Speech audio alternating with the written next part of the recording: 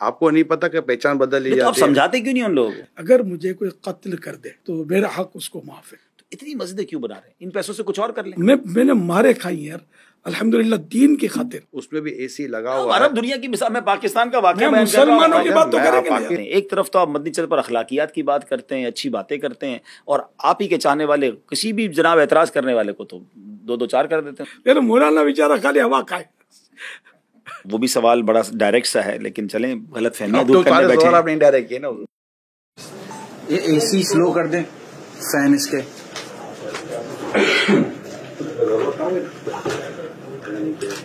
بھائی camera on record. جی یہ سامنے والی.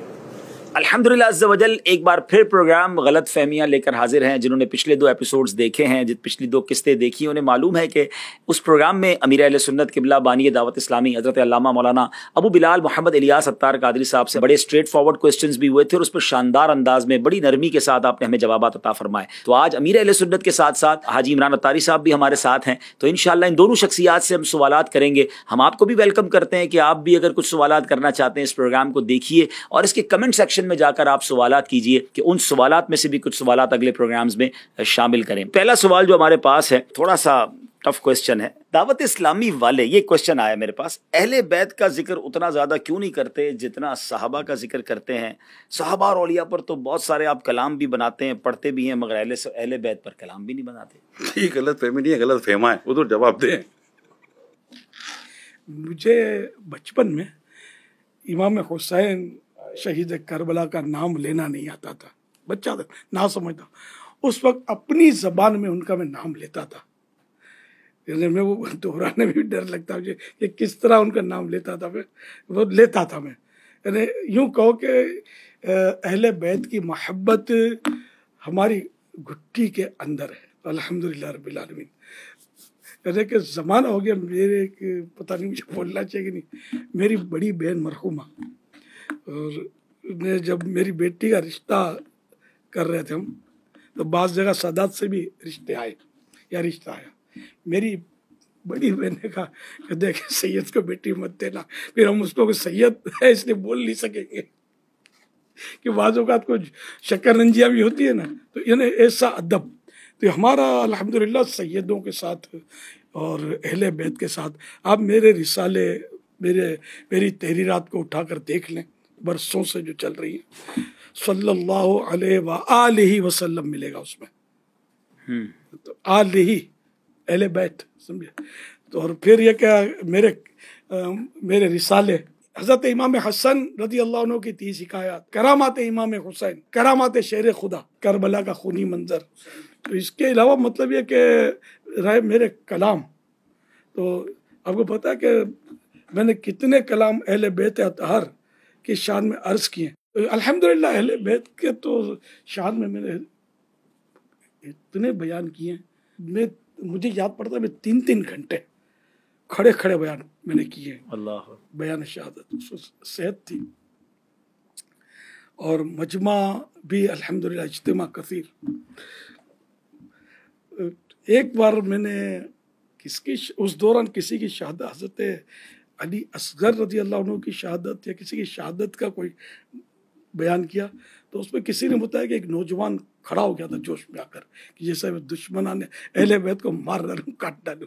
وہ اتنا مطلب جوش میں آ گیا تھا. کس نے کیا حضرت علی اصغر کو شہید؟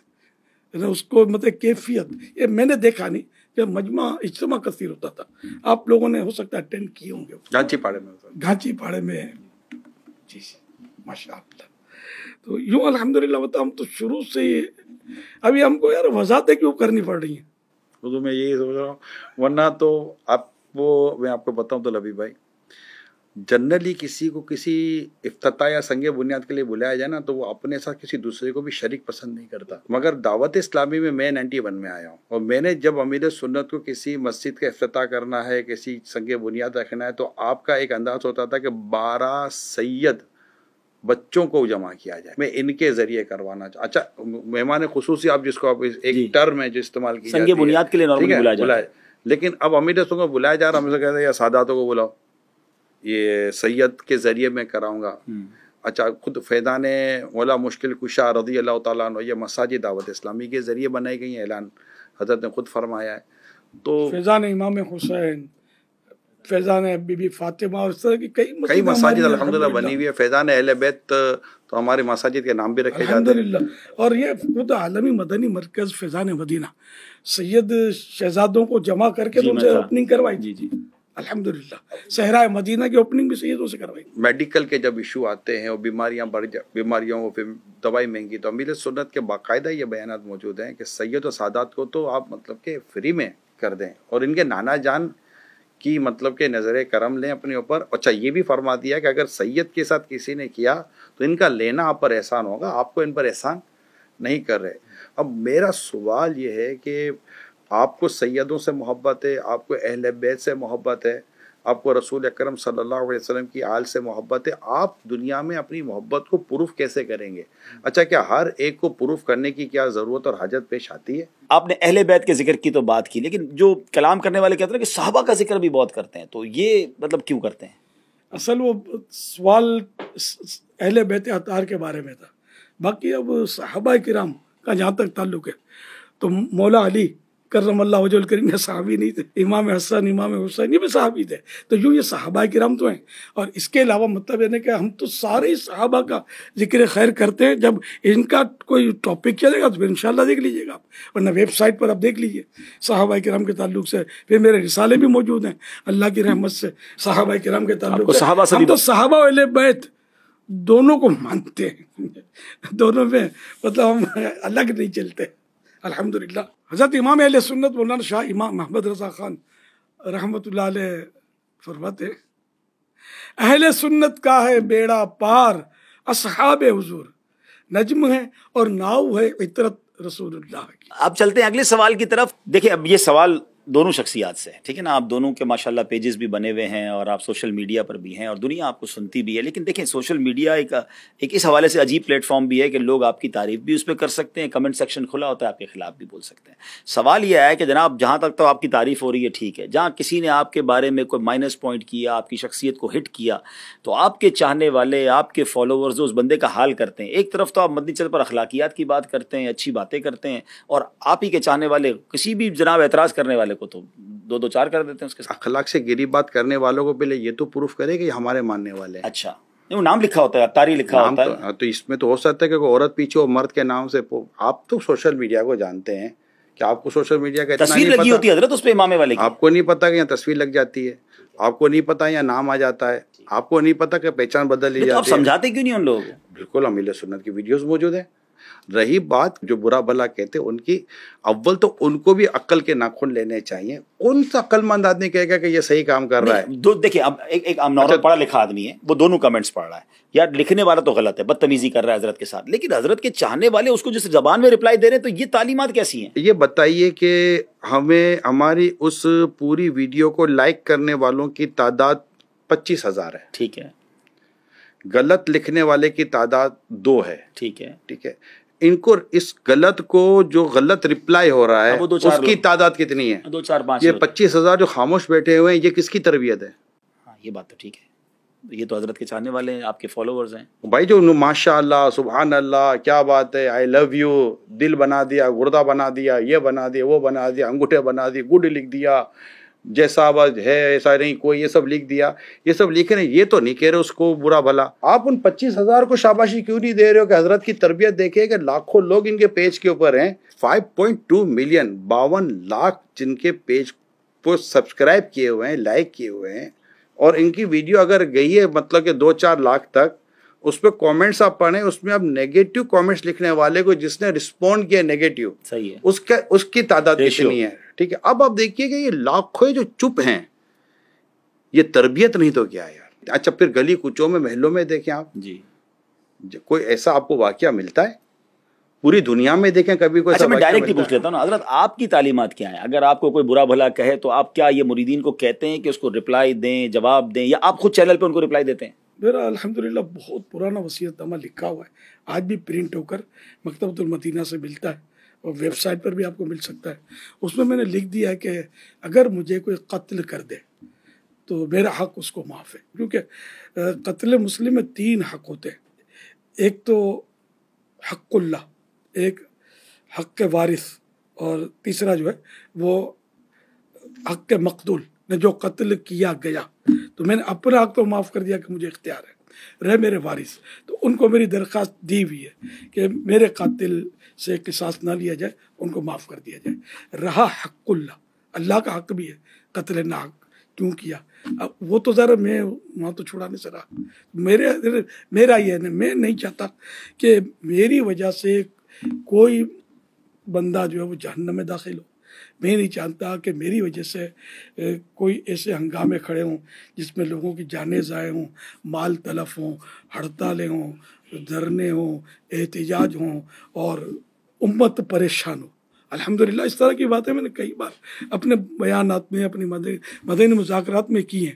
اب اگر اس کے باوجود کوئی کمزور بات میرے تعلق سے کہہ دیتا ہے، وہ اس کا میں تو ذمہ دار نہیں نا۔ اچھا، میں اس سوال کو ایک اور انداز سے بھی کرنا چاہوں گا۔ اتنے چاہنے والے، لاکھوں کروڑوں آپ کے فالوورز ہو گئے، اتنی بڑی تحریک، دنیا میں آپ کا نیٹ ورک، جی نہیں چاہتا ان کو مخالفین کو شٹ اپ کال دی جائے، ان کو جواب دیا جائے، میڈیا آپ کے پاس، سوشل میڈیا آپ کے پاس، چاہنے والے آپ کے ساتھ، تو آپ کیوں برداشت کرتے ہیں اتنی باتیں؟ بھائی آج کے دور میں کون برداشت کرتا ہے؟ آپ بولیں، ٹھیک کر دیں ان لوگوں کو۔ ادھر آئے نا، تھوڑا ادھر آئے، پہلے ادھر بھی تو کرنا ہے، ادھر آئے، ادھر جاؤ۔ ہاں، ہم کہتے ہیں کہ ہمارے حضرت لاجواب ہے۔ اچھا، وہ تو لاجواب ہے، لیکن اس کا تو جواب دینا۔ جواب نہ دینے کی وجہ سے لاجواب ہے۔ اچھا، تو کیوں نہیں دیتے جواب؟ آپ کے پاس جواب نہیں ہے؟ قرآن کریم کی آیت لقد کان لکم فی رسول اللہ اسوۃ حسنہ، اللہ کے رسول کی ذات میں تمہارے لیے بہترین نمونہ ہے۔ کیا میرے پیارے آقا صلی اللہ علیہ وسلم جسے میں محبت کرتا ہوں، میری جان قربان، میری آن قربان، میری آئندہ نسل قربان، انہوں نے اپنے نفس کے لیے کسی سے بدلہ لیا ہے نا؟ نہیں لیا نا، تو میں کہا بولوں آپ کے بارے میں صلی اللہ علیہ وسلم، تو یہاں تک کہا جائے دشمن آ جائے تو چادر بھی بچھا دیتے ہیں۔ تو مطلب یہ باتیں مطلب ذرا نفس کو برانگیختہ تو کرتی ہیں۔ ہم لوگ تو مطلب ذرا کہ گناہ گار بندے ہیں، کبھی جذبات انسان کے مشتعل ہوتے بھی ہیں، لیکن کبھی یہ واقعہ نہیں پائیں گے کہ میں نے اپنی ذات کے لیے کسی کو پٹوا دیا، کسی کو مروا دیا، کسی کو، حالانکہ یہ سب ہو سکتا ہے، اشارہ کرنے کی دیر ہے۔ اتنے سارے اپنے پاس لوگ، لیکن الحمدللہ آج تک آپ ایک بھی واقعہ لا نہیں سکتے۔ الحمدللہ میری زندگی آپ کے سامنے ہے، اللہ کی رحمت سے۔ آپ تو بچپن سے مجھے دیکھتے ہیں، میں نے کس سے یار لڑائی کی، حالانکہ لیکن یہ تعلیمات میں نے مارے کھائی ہیں یار الحمدللہ دین کی خاطر، لیکن آپ بتائیے، مجھے آفرے بھی ہوئی ہیں کہ ہم یوں کر دیں، میں نے یار کس کو بھیجا یار؟ الحمدللہ میں مطلب اس چیز سے اپنے آپ کو حتی الامکان بچا کر بڈھا ہو گیا ہوں۔ آپ چلیں، آپ کی طبیعت آپ نے بیان کر دی نا کہ آپ بدلہ نہیں لیتے، آپ کی مسیرت میں ایسا واقعہ نہیں ملے گا۔ آپ کی تعلیمات اپنی شورا کو، اپنے ذمہ داران کو، کہ وہ بھی ایسے ہی دعوت اسلامی لے کے چلیں گے، جھگڑا نہیں کریں گے، ریپلائی نہیں دیں گے، انشاءاللہ جواب نہیں دیں گے، انشاءاللہ الکریم، اپنے نفس کے لیے، اپنی ذات کے لیے انشاءاللہ ان کو ہم انتقام نہیں لیں گے انشاءاللہ۔ ہمارے امیر سنت نے، اللہ ان کو سلامت رکھے، اپنی تحریک سے وابستہ اسلامی بھائیوں کو قرآن کریم کی آیت کا حصہ یاد کروایا ہے، والقاظمین الغیظ والعافین عن الناس واللہ یحب المحسنین۔ یاد کرائیے یہ آیت کہ غصہ پینے والے، درگزر کرنے والے، احسان کرنے والے اللہ کو پسند ہیں، اور ادفع باللتی ہی احسن، یہ سننے والے برائی کو بھلائی سے ٹال۔ یہ ہم نے انہی سے حدیث سنی ہے، جو تجھ پر ظلم کرے اسے معاف کر، جو تجھ سے توڑے اس سے جوڑ، اور جو تجھے محروم کرے اسے عطا کر۔ یہ ان سے ہی ہم نے روایتیں اس طرح کی سنی۔ انہوں نے دعوت اسلامی کو، اسلامی بھائیوں کو، اسلامی بہنوں کو، ہمارے جو بچے ہیں نا، ان کو، طلباء کو، سب کو یہ تعلیم، یہ تربیت گھول گھول کر پلائی ہے، گھول گھول کر پلائی، حقوق العباد کے تعلق سے پلائی ہے۔ اللہ پاک نے چاہا پیارے حبیب کے صدقے میں ان کی اس تعلیمات کا اثر رہے گا۔ جناب اب چلتے ہیں اگلے سوال کی طرف، اور حضرت سے سوال یہ ہے حضور کہ دنیا اپنے کاموں کو اسمارٹ بنا کر بہت تیزی سے ترقی کر رہی ہے، تو کیا آپ لوگوں کو اسمارٹ دین بھی سکھا رہے ہیں جس میں عمل کم کرنا پڑے اور بندہ جنت میں جلدی چلا جائے؟ کہیں تو تفصیل ہوگی اور کہیں مطلب اختصار ہوگا۔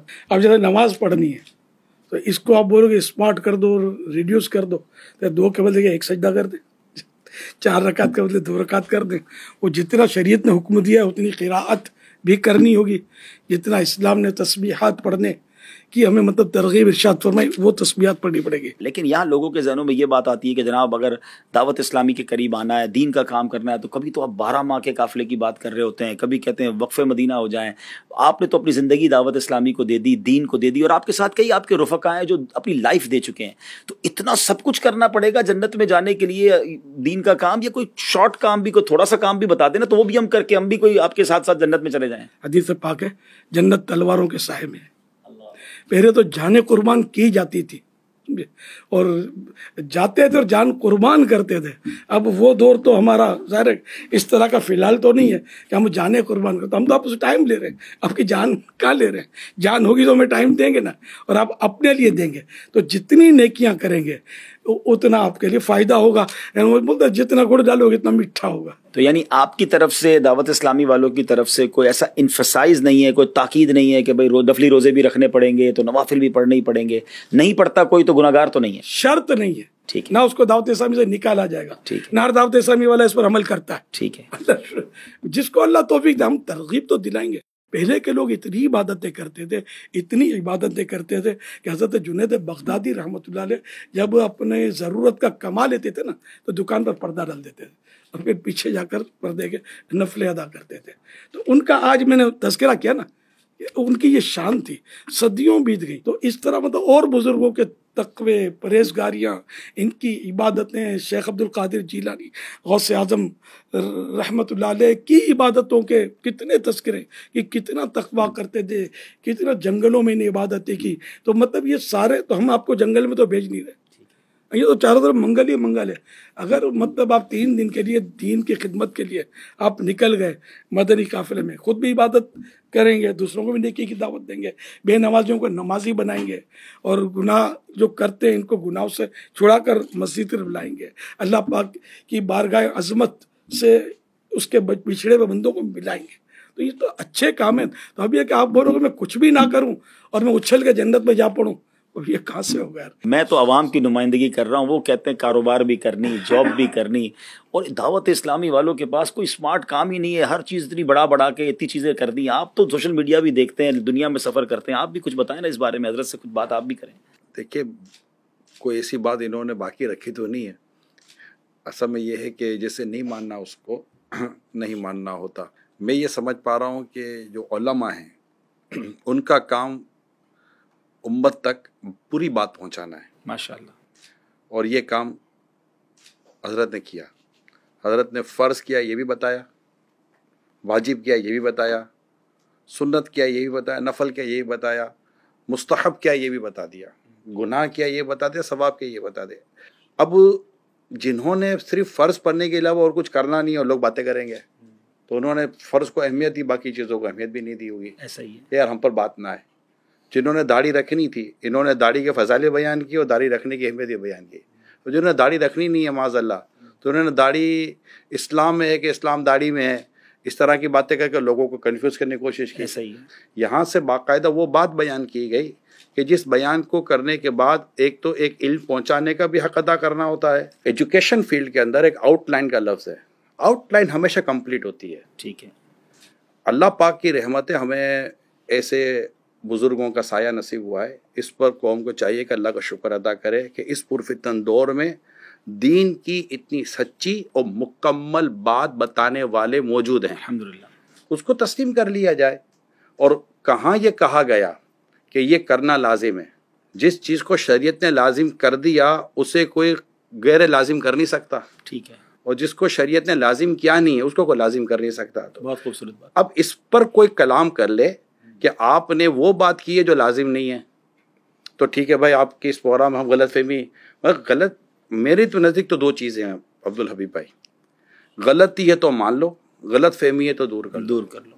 जनाब, एक और सवाल है, और वो भी सवाल बड़ा डायरेक्ट सा है, लेकिन चलें गलत फहमियाँ दूर करने बैठे हैं। आपने इनडायरेक्ट किया ना हुजूर। ये बताइए कि क्या पीर के लिए आलिम होना ज़रूरी नहीं है? जी हाँ, मेरे आका इमाम अहले सुन्नत आला हज़रत इमाम अहमद रज़ा खान रहमतुल्लाह अलैह ने पीर के जो 4 शराइत बयान फरमाए उनमें एक शर्त आलिम होना भी लिखा है। आलिम की डेफिनेशन ये है कि वो उसको तमाम अकायद मालूम हो और उस पर ये परमानेंट हो, भूल ना जाए, मालूम हो, اور وہ اتنی صلاحیت رکھتا ہو کہ اپنی ضرورت کا مسئلہ بغیر کسی مدد کے کتاب سے نکال سکے، ضرورت کے مسائل معلوم بھی ہوں اور نکال بھی سکے، اس طرح کی ڈیفینیشن ہے اس میں. کہیں یہ نہیں کہ وہ حافظ قرآن ہو یا کوئی زینت القراء ہو، بہت بہترین قاری ہو.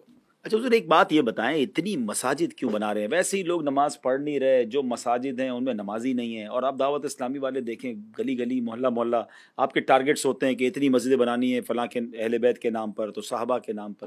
تو اتنی مسجدیں کیوں بنا رہے ہیں؟ ان پیسوں سے کچھ اور کر لیں.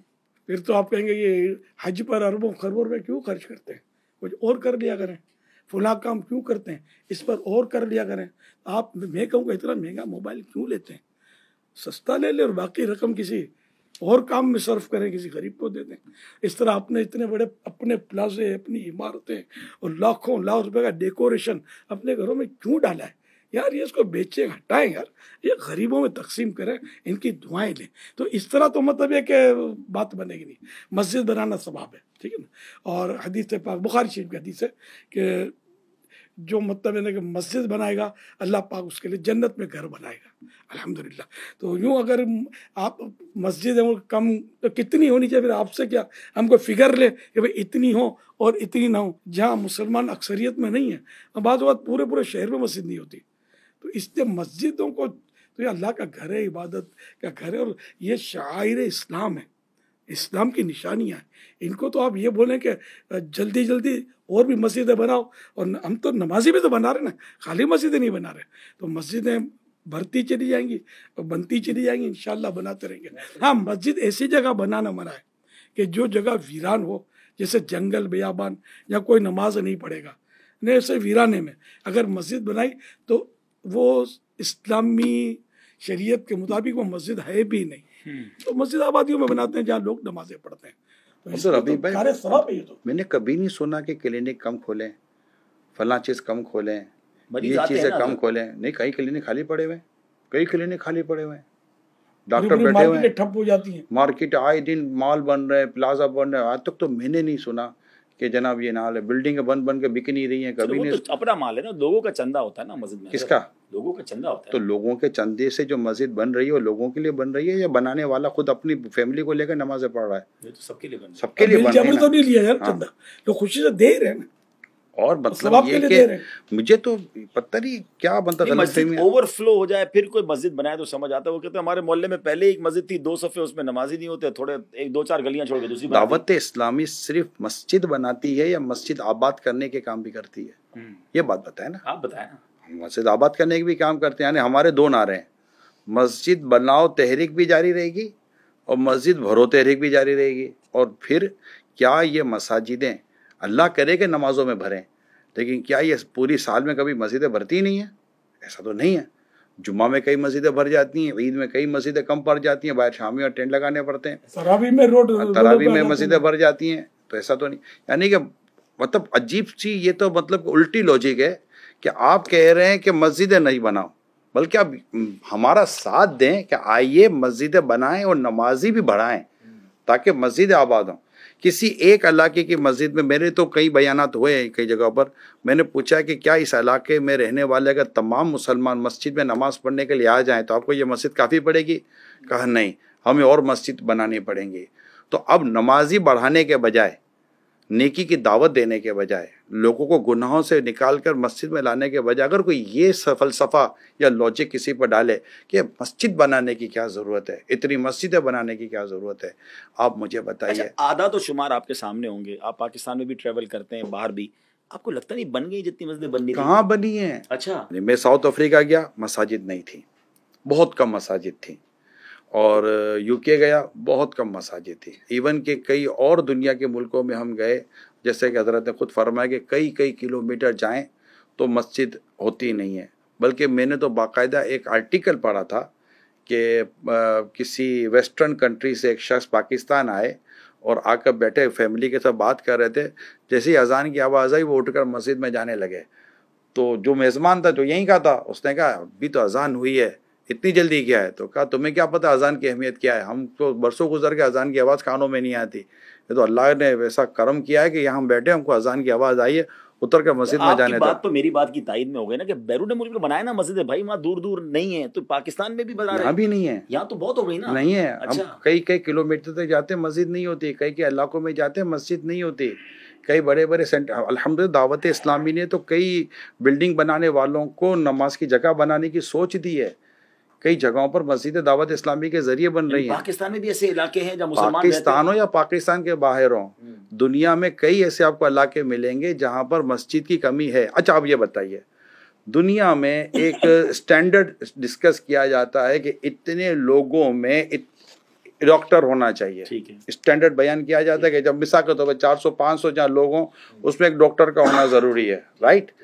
کیا کوئی ایسا اسٹینڈرڈ ہمارے پاس آیا، کسی نے دیا کہ اتنے لوگوں تو ایک مسجد ضروری ہے، 2 مسجد ضروری نہیں ہے؟ بھئی ایک علاقے کے اندر اگر 4 مسجدیں بھی بنی ہوئی ہیں تو آپ یہ دیکھیں پاپولیشن کتنی ہے، اگر یہ پاپولیشن مسجد میں آ جائے نماز پڑھنے کے لیے تو آپ کو لگتا ہے کہ 4 مسجدیں بھی زیادہ ہیں یا کم ہیں؟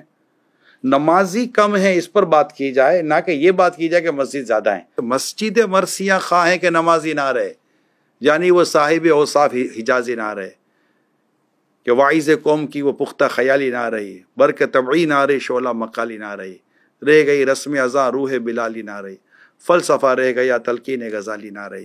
تو آپ ہمارا ساتھ دیں دعوت اسلامی کا، اور مل کر نیکی کی دعوت عام کریں، بے نمازیوں کو نمازی بنائیں گے تو مسجدیں کم ہی پڑیں گی، آپ لکھ لیجئے۔ چلیں جناب، امید ہے کو دعا کرتے ہیں کہ اللہ کرے کہ آپ کی غلط فہمی دور ہو گئی ہو سکتا ہے کہ اسے اعلان آتا دیں گے اب تو ہم بھی مسجد بنائیں۔ ہاں، بنانا چاہیں تو رابطہ کر سکتے۔ دعوت اسلامی کی مرکزی مجلس شورا نے یہ اعلان کیا ہوا ہے، اور لائیو اعلان ہے، آپ دنیا میں کہیں بھی رہتے ہیں، جس بھی ایریا میں آپ کو لگتا ہے کہ ہمارے پاس یہاں نماز پڑھنے کی جگہ نہیں ہے، مسجد نہیں ہے، جائے نماز نہیں ہے، مصلی نہیں ہے، آپ ہم سے رابطہ کریں، انشاءاللہ دعوت اسلامی آپ کو وہاں پر مسجد اور نماز پڑھنے کی جگہ بنا کر دے گی۔ اب میں حضور کی طرف پھر چلوں گا کہ حضور نوجوانوں کے لیے آج کل بڑی بات ہو رہی ہے، اور واقعی پاکستان بھی ایک ایسا ملک ہے کہ جس میں بڑی تعداد میں یوتھ ہے، اور پھر دنیا بھر میں نوجوان، تو کیا آپ کی دعوت اسلامی میں، آپ کے اس پورے انوائرمنٹ میں نوجوانوں کے لیے، یوتھ کے لیے بھی کوئی پلان ہے؟ الحمدللہ ہمارے پاس بھی یوتھ ہی کی کثرت ہے ماشاءاللہ۔ نہیں میں تو یہ عرض کروں گا، جب دعوت اسلامی لے کر چلے تھے تو آپ کا شمار یوتھ میں ہی ہو رہا تھا۔ میں بالکل یوتھ تھا، آج سے 42 سال پہلے تقریباً میں یوتھ ہی کہا جائے گا۔ میری عمر 30-31 سال کی ہوگی جب آپ دعوت اسلامی کا کام لے کر جاتے ہیں، اور اس سے پہلے بھی میرا خیال ہے آپ کی یہ مصروفیت تھی۔ میں تو شروع سے ہی سب ایک طرح سے مذہبی ماحول میں ہی پلا بڑا ہوں الحمدللہ، تو میرے پاس بھی ارد گرد نوجوان ہی تھے، اور ماشاءاللہ اب بھی اس وقت تقریباً نوجوان ہیں، بزرگ کم ہیں، یا وہ بزرگ ملیں گے جو پہلے جوان تھے اب ہو گئے، جیسے میں بوڑھا ہو گیا، جوانی سے چلا تھا۔ تو اس میں یوتھ کے لیے تو پروگرام ہی پروگرام ہے، یہ سارا کام یوتھ ہی کر رہے ہیں 99%۔ دیکھیں عبدالحبیب بھائی، آپ نے جو ابھی بات کی نا، تو میرا خیال ہے شاید اگر ناظرین اور آپ اگر وہ پروگرام دیکھ لیں، 2 سپٹمبر یوم دعوت اسلامی پر ایک پروگرام ریکارڈ ہوا تھا، امیل سنت کے ساتھ آپ کے پرانے اسلامی بھائی بھی موجود تھے، اس میں آپ کو یاد توفیق انجینئر ہمارے ساتھ بیٹھے ہوئے تھے۔ اچھا، توفیق انجینئر یہ ہمارے بہت پرانے اسلامی بھائی، امیل سنت جب دعوت اسلامی نہیں بنی تھی تب امیل سنت اپنا کام کرتے تھے، تو اس وقت بھی یہ آپ کے پاس ہوتے تھے۔ تو میں نے جب ان کی بات سنی تو امیر سنت کے گرد توفیق بھائی سمیت جو 4-5 قریب کے جو نوجوان تھے، یہ شاید سبھی انجینئر تھے، 3 سے 4 تو وہ تھے جن کے نام کے ساتھ انجینئر لگتا ہی تھا، ٹھیک ہے۔ میں نے وہ ان سے تو اب میں اس وقت یہ سوچتا تھا کہ انجینئر تھے، امیل سنت ایک دین و مذہب کی بات کرنے والے، تو میں نے ان کو ہی پوچھا تھا کہ آپ کیسے ان کے قریب بیٹھ جاتے تھے۔ آپ کو یاد ہوگا توفیق بھائی نے اس وقت پروگرام میں کہا تھا کہ مجھے ایک کی ماں نے میری ماں کو کہا تھا کہ جو میرا بیٹا یہ الیاس قادری کے پاس چلا گیا، اس کو بچا دو، سے کہا کیا بچا، میرا بیٹا بھی وہیں جا رہا، تو جانے دے، تو مسئلہ کوئی نہیں ہے۔ تو اس وقت بھی جب دعوت اسلامی نہیں تھی تو یہ قریب نوجوان، اور وہ بھی انجینئرنگ کرنے والے اور کوالیفیکیشن یعنی کہ ورلڈلی کوالیفیکیشن سے ریلیٹڈ کوالیفائڈ لوگ تھے۔ تو اور آج بھی مدرسۃ المدینہ جو دنیا بھر میں چلتے ہیں، ہفتہ وار اجتماع جو دنیا بھر میں ہوتے ہیں، اعتکاف جو دنیا بھر میں ہوتے ہیں، اچھا اسی طرح اسلامی بہنوں کے اجتماعات، اسلامی بہنوں کے جو مدرسۃ المدینہ بالغہ جو دنیا بھر میں ہوتے ہیں، اس طرح اور دعوت اسلامی کی جو مدنی قافلوں کی جو 5-5 7-7 لاکھ اسلامی بھائی جو مدنی قافلوں میں سالانہ سفر کر رہے ہوتے ہیں، اسلامی بھائیوں کی بات کر رہا ہوں، سفر کر رہے ہوتے ہیں، ان سب کی اگر آپ تعداد لیں تو اس پہ اگر آپ دیکھیں گے تو آپ کو مور دین 92% آپ کو اس میں نوجوان ملیں گے۔ تو یہ نہیں کہہ سکتے کہ دعوت اسلام کے ساتھ نوجوان نہیں ہے. اسکولز کالجز میں بھی کام کرتی دعوت اسلامی؟ بالکل کرتی ہے. شعبہ تعلیم کا بہت بڑا ہمارے کالج یونیورسٹیز کے اندر اجتماعات ہو رہے ہیں. اسکولوں میں جا کر جو ٹین ایجر ہیں ان میں دعوت اسلامی کام کر رہی ہے. یوتھ میں ہو گئے, سب یوتھ ہی یوتھ ہے. دعوت اسلامی کے لیے تو مشہور یہی ہے کہ نوجوانوں کی تحریک ہے. یعنی آپ سوشل میڈیا کو بھی دیکھیں نا, سوشل میڈیا پر جو ٹوٹل جو دعوت اسلامی کی جو سوشل میڈیا پلیٹ فارم ہیں, جو اس پر آپ مور دین 5 کروڑ سے زیادہ کو آپ سبسکرائب دیکھتے ہیں, تو یہ جو سبسکرائب ہوئے ہیں, جو فالوورس ہیں, جو فین فالوئنگ ہے, تو یہ نوجوان نہیں ہے تو پھر ہیں کون؟ یہ تو مجھے آپ بتا دیں. یہ واقعی غلط فہمی ہے. بڑی زبردست. دیکھیں ناظرین, یہ بڑی لاجیکلی بات سامنے آ گئی. باقی فیکٹس اینڈ فگرز تو چلیں آپ کہیں گے کہ آپ کہہ رہے ہیں نا کہ آپ کے لاکھوں لوگ قافلے میں جاتے ہیں, آپ کہہ رہے ہیں آپ کے ہزاروں لاکھوں لوگ اجتماع میں آتے ہیں, وہ چلے کچھ نہ کچھ چینل پہ نظر آتے ہیں, مگر سوشل میڈیا کو تو آپ خود بھی کاؤنٹ کر سکتے ہیں نا جی. ابھی جائیے دعوت اسلامی کے فیس بک کے پیج پر, ذرا آپ یوٹیوب کے پیجز پر دعوت اسلامی کے جتنے سوشل میڈیا کے پلیٹ فارمز ہیں آل ٹوگیدر ملائیں تو بتایا جاتا ہے 55 ملین 5.5 کروڑ فالوورز اور سبسکرائبرز ہیں. تو اٹ مینز یہ تو فگرز آپ اپنی فنگر ٹپس پہ چیک کر سکتے ہیں. اور بڑی لاجیکلی بات, اس پہ بوڑھے لوگ تو نہیں ہوتے نارملی, اس میں تو ینگسٹر ہی ہوتے ہیں. حضرت اب ایک واقعہ سوشل میڈیا پہ مجھے کسی نے بھیجا ہے, اور وہ یہ کہتے ہیں کہ آپ لوگوں کی وجہ سے میں اپنے دوست کے سامنے بے عزت ہو گیا. میں اپنے دوست کے ساتھ آپ کے نگران صاحب کی ایک محفل میں گیا, اور وہ نگران صاحب بڑی قناعت اور صبر اور شکر پر انہوں نے بیان کیا, اور جس حال میں بھی رہو اور اللہ کا شکر ادا کرو. بیان ختم ہوا تو ہم نے دیکھا کہ وہ نگران صاحب تو اے سی والی گاڑی میں آئے تھے, اے سی والی گاڑی میں واپس چلے گئے. تو جناب خود صبر و شکر کا اور قناعت کا درس دے کر گئے, خود اے سی والی گاڑی میں گئے. میرے دوست نے میرا مذاق اڑایا, کدھر لے کر آیا, مولوی کو دیکھ, مولوی کے تو اپنے خرچے بہت زیادہ ہیں, تو کون سی صبر و شکر اور قناعت کی بات ہو رہی ہے؟ اب وہ کہتا ہے میں تو بے عزت ہو گیا اپنے دوست کے سامنے. اگر ایک واقعہ ایسا ہوا بھی ہے تو اس میں آپ ناراض نہ ہو, بالفرض ہوا ہے تو. اور مجھے یہ بھی آپ بتا دیں کہ ایسی گاڑی میں بیٹھنے سے کیا اسلام نے منع کیا ہے؟ صبر کی پھر بات مدینے جانا ہے نا انشاءاللہ, تو مسجد نبوی میں نماز کیسے پڑھو گے؟ سینٹرل اے سی لگا ہوا ہے نا, صحیح کیسے کرو گے؟ ٹھنڈا ٹھنڈا ماحول ہے, ہر مسجد آپ کو وہاں ایئر کنڈیشن تقریباً ملے گی. تو یار یہ کوئی بات تھوڑی ہے, اے سی کا گناہ تھوڑی ہے. اب جس مسجد میں اے سی لگا ہوا ہے تو اس میں صبر و قناعت کی بات کی جائے کہ نہیں کی جائے, کہ سب کو دھوپ میں نکال کر پھر صبر و قناعت کی بات کی جائے؟ تو یار تو اسی کو تو کہتے ہیں اعتراض برا اعتراض. تو قناعت کی تعریف کیا بنے گی؟ قناعت ہے کہ اللہ پاک نے جتنا دیا بس اس پر راضی رہے. اللہ پاک نے جتنا دیا اس پر راضی رہے. اب اللہ پاک نے اگر اسے اے سی اور سہولت والی زندگی اگر اللہ پاک نے عطا فرمائی ہے تو اس پر شکر ادا کرے, اس پر راضی رہے نا. جی جی جی. تو یہ میرے کہیں ہے کہ قناعت والا بغیر اے سی کے سوئے گا, بغیر اے سی کے ہوائی جہاز میں مدینے جائے گا؟ دیکھیں وہ آپ دیکھیں عام مثال مکے مدینے کی دے رہے, وہاں تو ضرورت ہے, دنیا میں کہیں بھی جاؤ ہوائی جہاز, ہوائی جہاز تو ہر کار ایئر کنڈیشن نہیں ہوتی, وہ مبلک تو ہر ہوائی جہاز ایئر کنڈیشن ہوتا ہے. اے سی والی گاڑی میں آیا اور اے سی والی گاڑی میں گیا, اور وہ نہیں تو اس کا مطلب یہ ہے کہ عرب دنیا میں اور دنیا بھر کے اتنے ممالک میں جہاں کے ایک چھوٹی سی کیبن جو ہے اس میں بھی اے سی لگا ہوا ہے. عرب دنیا کی مثال, میں پاکستان کا واقعہ بیان کر مسلمانوں کی بات تو کریں گے. اس میں یہ سوچنا ہے کہ یار ماشاءاللہ دیکھو اللہ نے اتنا نوازا ہے, اے سی والی گاڑی ہے, اتنا اللہ نے اس کو مال دیا ہے, اتنی اللہ نے اس کو آسائش والی زندگی دی ہے, مگر یار قربان جاؤں دین کا کام کر رہے ہیں, واعظ و نصیحت کر رہے ہیں. تو مولوی صبر و قناعت کو پھر بھی بھولا نہیں ہے, صبر و قناعت, اور یہ بے صبری بھی نہیں ہے. ایئر کنڈیشن مریض ایئر کنڈیشن کمروں میں تو ہوتے ہیں یار, کہتے بیچارے بے قرار. مولوی صاحب کے پیسے کیسے آ گئے؟ گاڑی چندے کے پیسوں سے گاڑیاں لیتے ہیں, کیا کرتے ہیں؟ مولوی صاحب کے اپنے کام نہیں کرتے, وہ مولوی صاحب کے پیسوں سے کیا گاڑی نہیں آ سکتی؟ اچھا, اور اگر آ گئی تو کیا حرج ہے؟ اگر کسی نے اگر تحفے میں بھی دی ہے تو کیا آپ کو دنیا مطلب کہ پلاٹ کے پلاٹ تحفے میں دیتی ہے؟ ایک مذہبی آدمی عبدالحبیب بھائی, ایک مذہبی آدمی عاشق رسول اگر خوشحال ہے تو تکلیف کی چیز کی ہے. مسئلہ یہ ہے کہ جو یہ چیز ہو رہی ہے یہ کیا چیز غلط ہے؟ اور کیا اس نے یہ کہا ہے کہ میں اے سی میں نہیں سوتا ہوں, میں اے سی والی گاڑی میں نہیں بیٹھتا ہوں, دیکھیں میں صبر کر رہا ہوں؟ اس نے کوئی ایسا دعویٰ کیا ہے؟ اس نے کوئی ایسا دعویٰ نہیں کیا. اور کوئی گاڑی آتی ہے, ضروری نہیں کہ اسی کی اپنی بھی گاڑی ہو سکتا ہے کوئی ایسا اہل محبت ہو جو اس کو گاڑی میں لے کر چلا گیا ہو. تو میرے کو تو یہ حیرت ہو رہی ہے کہ یہ سوال ہم سے وہ شخص کر رہے ہیں جو دنیا کے ایسے ملکوں میں جاتے ہیں جہاں پر ایک عام آدمی بھی بغیر گاڑی کے نہیں رہتا. پھر ایسے واقعات کتنے, یہ بات ہے, ایسے لوگ کتنے, ٹھیک ہے. اچھا, جن کی مطلب کہ سہولت دے کر تکلیف ہوئی ہے, تو جو بیچارے تکلیف میں ان کی تکلیف دور کرنے کی کتنی کوشش کی گئی ہے, اس سے ہمدردی کس نے کی, اور یہ بہت سارے ہیں. خود جس مسجد میں کئی لوگ نماز پڑھتے ہیں اس مسجد کے امام صاحب کے پاس گھر پورا نہیں ہے، اس کے بیچارے کے پاس سائیکل تک نہیں ہے کئی امام کے پاس.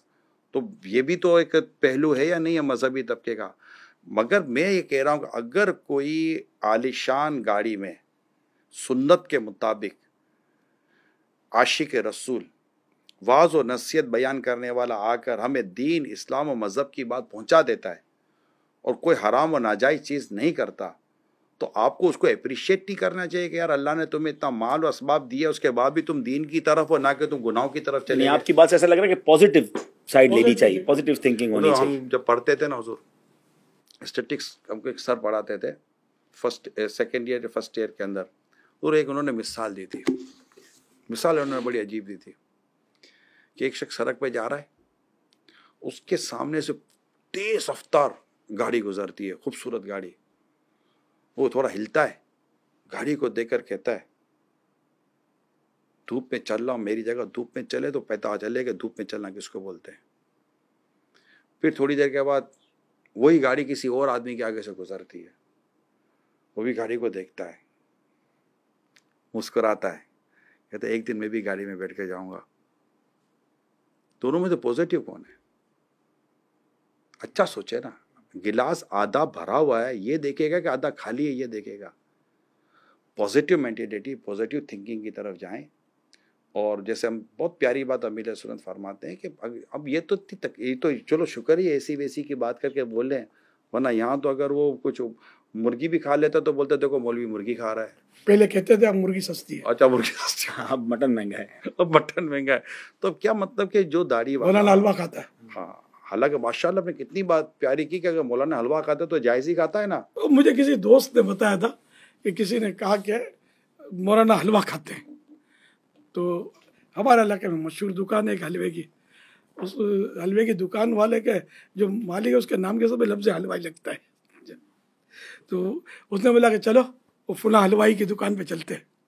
اب وہاں آپ دیکھ کے مجھے بتائیں، یہاں دیکھتے ہیں کہ کتنے مطلب مولانا حلوہ کھا رہے ہیں اور کتنے غیر مولانا حلوہ کھا رہے ہیں. یہ تو واقعی غیر مولانا ہی زیادہ ہوتے ہیں حلوہ کھانے والے. ہم سب کچھ کھاوے ہمارا کھاوے اندھا ہوئے، وہ محاورہ ہے نا لوگوں کا. لیکن مولانا بیچارہ خالی ہوا کھائے، حلوہ آپ کھاؤ. واقعی یہ بات تو سمجھنے والی ہے. بڑی زبردست مٹھائیوں کی دکانیں ہیں اور بڑی بیکریاں چل رہی ہوتی ہیں، تو وہاں لائن میں دیکھیں مجھے اس پر آپ بولنے کا موقع دیں. آپ اتنی دیر سے بول ہی تو رہے ہیں. کہاں بول رہے ہیں حضور، ہم ابھی تو بولے کچھ نہیں ہے. یہ تو اتنا بول رہے ہوتے تبھی تو آپ ہمیں لے کر بیٹھے ہیں. جی فرمائیے. ٹھیک ہے، یہ مجھے بتائیے کہ گھر میں ایک ٹیوٹر رکھا جاتا ہے بچے کو اسکول پڑھانے کے لیے، اس کو جنرلی طور پر کتنی فیس دی جاتی ہے؟ اب تو بہت فیس دیتے ہیں. اندازہ دیکھیں اگر 1-2 گھنٹے کے لیے آتا ہے تو 10,000 سے لے کے 30,000 تک لوگ دے رہے ہیں. اچھا، اسی گھر میں اسی بچے کو قرآن پڑھانے کے لیے ایک مولانا آتا ہے، اس کو کتنی فیس دی جاتی ہے؟ 2-3 ہزار مشکل سے ملتے ہوں گے. یہ فرق ہم اپنی نسل کے اندر کیوں اتار رہے ہیں کہ دین کا یہ مولانا سستا مل جاتا ہے نا، وہ بڑی مشکل سے ملتے ہیں. ٹیچر بڑی مہنگی تعلیم حاصل کی ہے اس نے. ٹیچر کہتا ہے کہ میری تنخواہ بڑھائیے، تو سر پلیز نہیں بڑھا دیجیے ورنہ میں نہیں آؤں گا، تو 5-10 ہزار روپے تو اس کی بڑھا دی جاتی ہے. مولانا کہہ دے کہ ذرا وہ 2-2.5 ہزار پورا نہیں ہو رہا، آپ کو پتہ ہے مہنگائی ہو گئی، اگر کچھ بڑھا دیں تو گھر میں جواب کیا آتا ہے؟ حضرت آپ کو کیا ضرورت ہے؟